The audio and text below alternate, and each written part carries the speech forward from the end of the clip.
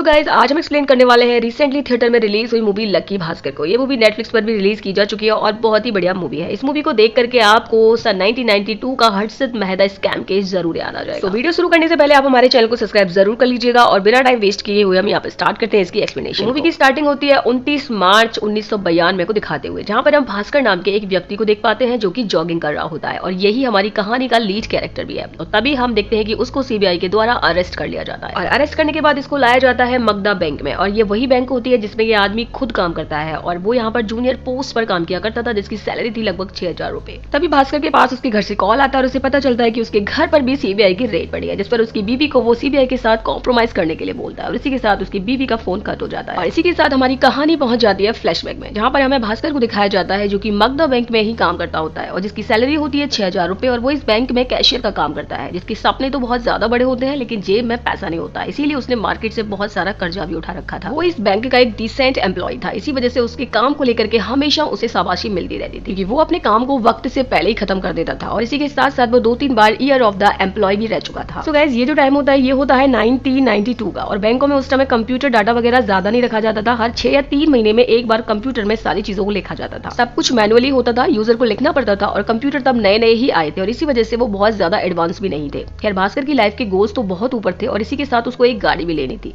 लेकिन उसकी सैलरी मात्र 6000 रुपए की होती है और 6000 रुपए में ये सब कुछ पॉसिबल नहीं था और ऊपर से उसने मार्केट से बहुत सारा कर्जा भी उठा के रखा था। तो यहाँ पर हम भास्कर की फैमिली को देखते हैं जिसमें उसकी एक बेटा होता है, वाइफ होती है, एक सिस्टर होती है और एक उसका छोटा भाई होता है और उसके फादर होते हैं। तो गाइस, उसके जो फादर होते हैं वो भी अपने टाइम के one of the best chartered accountant होते हैं, लेकिन किसी वजह से उनके दोस्तों ने उनके साथ धोखा कर दिया था और इसी वजह से अब वो पैरालाइज हो गए थे या फिर वो किसी से ज्यादा बातचीत नहीं किया करते थे और यहाँ पर पूरी फैमिली की रिस्पॉन्सिबिलिटी अकेले भास्कर के ऊपर और भास्कर की सैलरी तो मात्र 6000 रुपए होती है। तो इन 6000 रुपए में उसके लिए उसके परिवार को चलाना बेहद ज्यादा मुश्किल हो रहा था। भास्कर अपनी ड्यूटी खत्म करने के बाद एक कैफे में जाता है कॉफी पीने के लिए, तभी वहां पर एक एंथनी नाम का आदमी आता है जो कि भास्कर से 1 लाख रुपए मांगता है। सो भास्कर उसे पूछता है कि तुम्हारे पास गिरवी रखने के लिए कुछ है, लेकिन उस आदमी के पास गिरवी रखने के लिए कुछ भी नहीं था। वो बताता है कि मलेशिया से उसने 40 टीवी मंगाई है जो कि 10 लाख रुपए की है, लेकिन साझेदारी में जो लोग उसके साथ थे अब वो पैसे देने से मुकर गए हैं और इसी वजह से वो 5 लाख उसे ही देने पड़ रहे हैं। वो आदमी कहता है कि 3 लाख रुपए में दे चुका हूँ, मात्र मुझे 2 लाख रुपए की जरूरत है, अगर आप मुझे 2 लाख रुपए दे दोगे तो मेरा काम बन जाएगा। लेकिन यहाँ पर भास्कर एंथनी को समझाता है कि ऐसा नहीं हो। भास्कर एंथनी को पैसे देने से मना कर देता है, जिसके बाद वो अपने घर जाता है, लेकिन जब वो रास्ते में जा रहा होता है तो उसके कर्जदार उससे अपना पैसा मांगते हैं, लेकिन वो पैसा नहीं दे पा रहा था, इसी वजह से वो लोग उसकी बहुत ज्यादा बेइज्जती करते हैं, यहाँ तक कि उसकी जेब से पैसे भी छुड़ा ले जाते हैं और उसकी जेब को भी फाड़ देते हैं, जिसकी वजह से उसकी बहुत ज्यादा बेइज्जती हो जाती है और साथ ही साथ उसका स्कूटर भी छुड़ा लेते हैं। लेकिन फिर भी भास्कर जल्दी से दौड़कर अपने ऑफिस जाता है क्योंकि भास्कर को लग रहा था कि आज बैंक में उसका प्रमोशन होने वाला है, लेकिन जैसे ही वो वहां पर जाता है तो देखता है कि प्रमोशन उसकी जगह किसी और को दे दिया गया है और ये देख करके वो बहुत ज्यादा गुस्सा हो जाता है। इसके बाद वो बैंक के मैनेजर से बात करता है और कहता है कि उन्होंने उसके साथ गलत किया है, वो बहुत ही अच्छा काम करता है और 3 साल से बेस्ट एम्प्लॉय भी रह चुका है, लेकिन फिर भी उसको प्रमोशन क्यों नहीं मिला, जिस पर वो बैंक का मैनेजर उसकी बहुत बेइज्जती करता है और उसे कहता है कि वो तुमसे बेटर काम करता है और इसी वजह से उसको प्रमोशन मिला है। खैर, उसके बाद भास्कर वहां से चला जाता है और सोचता है कि इतने साल उसने ईमानदारी से काम किया लेकिन उसे क्या मिला, उसे कुछ भी नहीं मिला, वो अच्छे से अपने परिवार का भरण पोषण भी नहीं कर पा रहा है और यही वो बार बार सोचता जाता है। जिसके बाद वो एकदम से नॉर्मल हो जाता है, उसको देखकर ऐसा लग रहा था जैसे उसके साथ कुछ हुआ ही नहीं हो। उसका दोस्त उससे बोलता है कि तू ठीक है, लेकिन वो कहता है कि मैं एकदम बढ़िया हूँ। सो गाइस, उसका दोस्त होता है जिसका नाम सांवा होता है जो कि इसी बैंक में चपरासी का काम किया करता है। जिसके बाद वो कैफे में जाता है जहां पर उसने एंथनी को बुलाया हुआ था और भास्कर एंथनी से कहता है कि अगर मैं तुम्हारे लिए 2 लाख रुपए दे दूं तो तुम मुझे वो पैसे कितने दिन में लौटा दोगे। तो एंथनी उसे कहता है कि आज शुक्रवार है और मैं तुम्हें वो पैसे संडे तक लौटा दूंगा और साथ में तुम्हें 20% भी दूंगा। ये सुनने के बाद भास्कर उसके हाथ में 2 लाख रुपए दे देता है और बोलता है जाओ अपना माल बचा लो। इसके बाद एंथनी के साथ सांभा जाता है और भास्कर अपने घर चला जाता है और फिर रात होते ही भास्कर के घर पर एंथनी और सांभा आ जाते हैं। उन्होंने तो संडे तक पैसे देने के लिए कहा था, लेकिन एंथनी भाई यहाँ पर फ्राइडे की रात को ही भास्कर के पास पैसे लेकर आ गए। जिसके बाद वो बताते हैं कि सारे के सारे टीवी बिक गए हैं और ये सुनकर भास्कर बहुत ज्यादा खुश हो जाता है और उसके बाद एंथनी उनमें से भास्कर का हिस्सा भास्कर के लिए दे देता है। अब तो भास्कर के पास भी पैसे आने लगे थे। मंडे को मॉर्निंग में भास्कर बैंक जाता है और 2 लाख रुपए लॉकर में जाकर रख देता है और इस दिन के बाद से भास्कर, एंथनी और सांभा तीनों पार्टनर बन चुके थे। भास्कर छिपकर बैंक से पैसे निकालकर एंथनी को देता और एंथनी टीवी इंपोर्ट करता और उनके बीच का प्रॉफिट तीनों में बांट देता और रिश्वत के तौर पर वो लोग कोर्ट के ऑफिसर्स को आए दिन छोटी मोटी पार्टीज देते रहते थे ताकि वो लोग अपना मुंह चुप रखें। भास्कर का कर्जा भी धीरे धीरे उतर जाता है और ये देखकर सुमति को भास्कर पर शक होने लगता है कि कहीं वो कोई गलत काम तो नहीं कर रहा, जिस पर भास्कर सुमति से बस इतना ही कहता है कि मेरे दोस्तों के साथ मिलकर मैं बिजनेस कर रहा हूँ। इसके बाद हम देखते हैं कि भास्कर धूमधाम से अपने बेटे की बर्थडे पार्टी सेलिब्रेट करता है और ये देखकर उसके सभी रिश्तेदार उससे जल जाते हैं और हम देखते हैं कि उसी पार्टी में एंथनी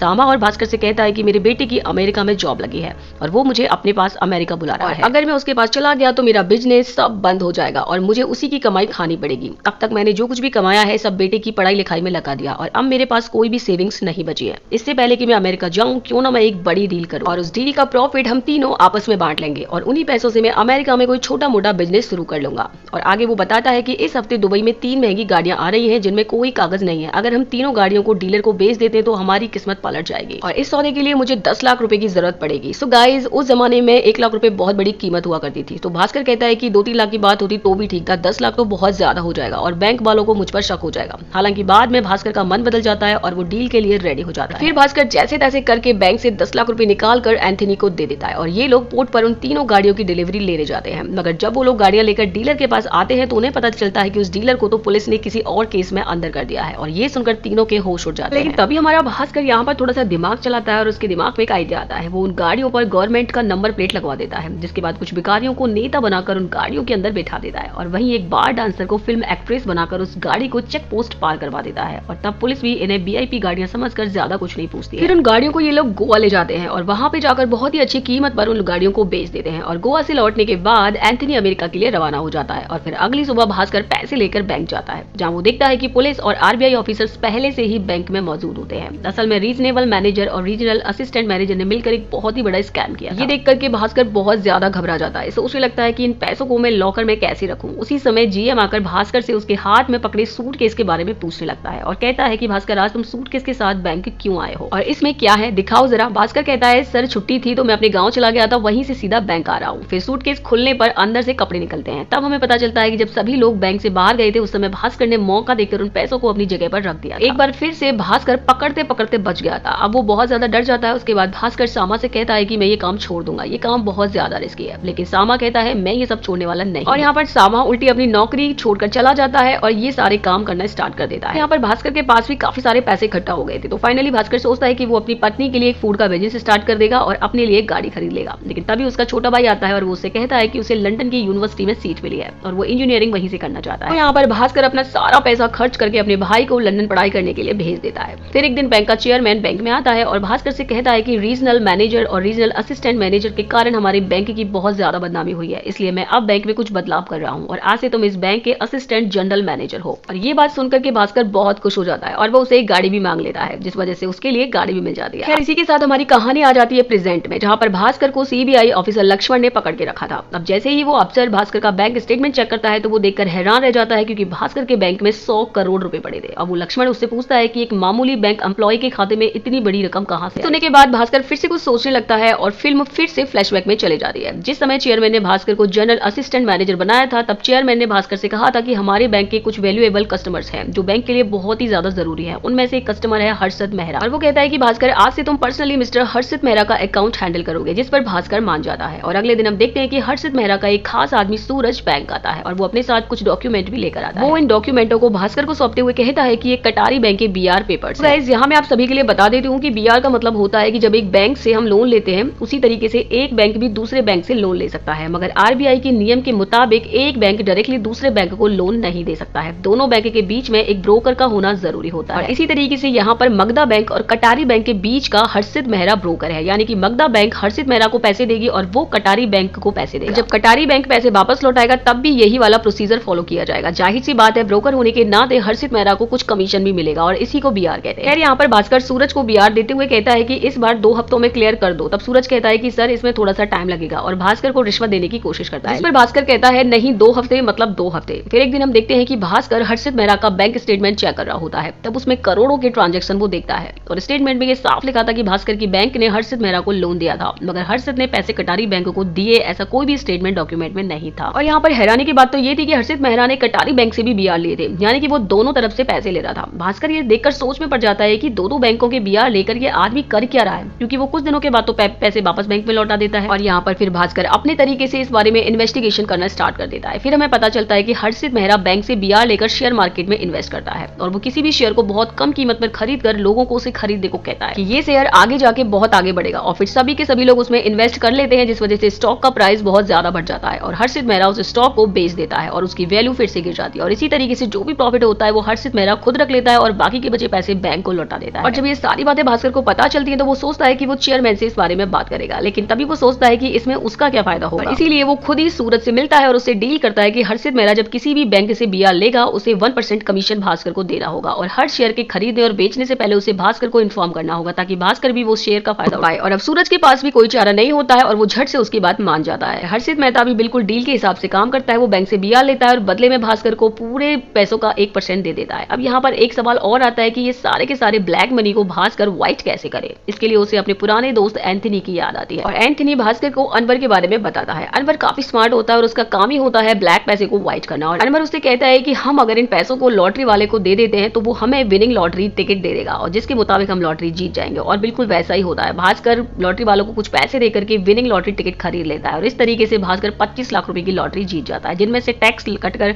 उसके हाथ में 17 लाख रुपए बचते हैं। और उसके बाद वो अपने 17 लाख रुपयों को शेयर मार्केट में इन्वेस्ट करता है और देखते ही देखते भास्कर के 17 लाख रुपए 70 लाख में बदल जाते हैं, क्योंकि हर्षित मेहरा उसे शेयर की सारी जानकारी दे देता है। यहाँ पर भास्कर के पास काफी सारा पैसा हो चुका था और इसीलिए वो अपनी बहन की शादी करता है और शादी में खूब सारा पैसा इन्वेस्ट करता है। इसके बाद हम देखते हैं कि फिर से भास्कर एक बीआर क्लियर करता है, जिसके लिए उसे बीआर का 1% मिलता है। तो अब वो फिर से अनवर के पास जाता है और इस बार अनवर उसे एक फेक कंपनी बनाने का आइडिया देता है। तो भास्कर सुमति के नाम से फूड बिजनेस ओपन करता है। इसी बिजनेस से रिलेटेड वो जाली अकाउंट्स बनाता है और शो करने के लिए कि फूड बिजनेस के लिए बाहर से प्रोडक्ट इंपोर्ट हो रहे हैं, यानी कि वो लोग फर्जी तरीके से खर्चा दिखा रहे थे। और इसी दौरान भास्कर को पीने की भी लत लग जाती है और दिन ब दिन भास्कर का रवैया बदलने लगता है। उसे देख करके ये साफ लग रहा था कि मानो उसके अंदर पैसों का घमंड आ गया हो और वो अपने कलीग से ठीक से बात नहीं करता है। ये सब देखकर सुमति को बहुत ज्यादा बुरा लगता है। फिर एक दिन कटारी बैंक का मैनेजर कुछ काम से भास्कर के पास आता है और बातों बातों में उसके मुंह से बीआर की बात निकल जाती है, जिस पर भास्कर कहता है कि सर हर्षित मेहरा के पास से 90 करोड़ का बीआर आना बाकी है, ऊपर से वो नए नए बीआर के बारे में और पूछ रहा है। अब ये वाली बात सुनकर के वो मैनेजर बहुत ज्यादा हैरान हो जाता है और वो कहता है 90 करोड़, इतनी बड़ी अमाउंट का बीआर तो मैंने कभी भी पास ही नहीं किया था, ज्यादा से ज्यादा 1 या 2 करोड़ के किए होंगे मैंने सिग्नेचर। और उसके बाद वो मैनेजर उन सारे बीआर्स को चेक करता है। उसके बाद वो बताता है कि ये सिग्नेचर मेरा नहीं है, हर्षित मेहरा ने मेरे फर्जी दस्तखत किए हैं, अगर आरबीआई ने इंक्वायरी की तो मुझे पक्का जेल हो जाएगी। और ये सब सोच करके मैनेजर को वहीं पर हार्ट अटैक आ जाता है और वहीं पर उसकी मौत हो जाती है। जिसके बाद सूरज भास्कर के पास आता है तो भास्कर उसे धमका आता है कि पहले 90 करोड़ का बीआर चुका दो, तभी मैं तुम्हारा नया बीआर पास करूंगा। वहीं दूसरी तरफ हम सामा को देखते हैं, जो कि उल्टे सीधे काम करते हुए पकड़ा जाता है और अब उसको भास्कर छुड़ाने के लिए जाता है और वो पुलिस के लिए पैसे खिलाकर उसकी बेल करवाता है। फिर भास्कर का साला उससे कोई इमरजेंसी के लिए पैसे मांगता है और इस दौरान सुमति और उसकी माँ के बीच खूब कहासुनी हो जाती है। इसी के दौरान सुमति की माँ उससे कहती है कि फूड बिजनेस का सुझाव मैंने तुझे दिया था और मेरी वजह से तुमने इतना सारा पैसा कमाया है। ये सुनकर सुमति बहुत ज्यादा गुस्से में आ जाती है और वापस आकर अपनी सारी की सारी दुकान को तोड़ देती है। घर में इतना ज्यादा कलेश देखकर भास्कर के पिताजी इतने सालों बाद अपना मुंह खोलते हैं और वो भास्कर को अकेले में ले जाकर कुछ पूछते हैं कि तुमने असल में क्या काम किया। भास्कर से कहते हैं कि बिजनेस के बिल्स को देखकर ऐसा नहीं लगता कि ये बिल असली है और ये बात मत भूलो कि मैं तुम्हारा बाप हूँ और मैं भी एक बहुत ही बढ़िया चार्टर्ड अकाउंटेंट रह चुका हूँ। तब भास्कर अपने पिताजी के लिए सब कुछ सच सच बता देता है, जिसके बाद भास्कर को वो समझाते हैं। तब जाकर भास्कर के दिमाग में पैसों का नशा उतर। अब यहाँ पर भास्कर को अपने किए पर काफी पछतावा होता है और उसे लग रहा था कि अब ज्यादा दिन तक उसका खेल चलने वाला नहीं है और बहुत ही जल्दी वो फंसने वाला, और इसीलिए वो सब कुछ छोड़ने का डिसाइड कर लेता है। और इसीलिए फिर वो अपने साले और दोस्त सामा की हेल्प करता है,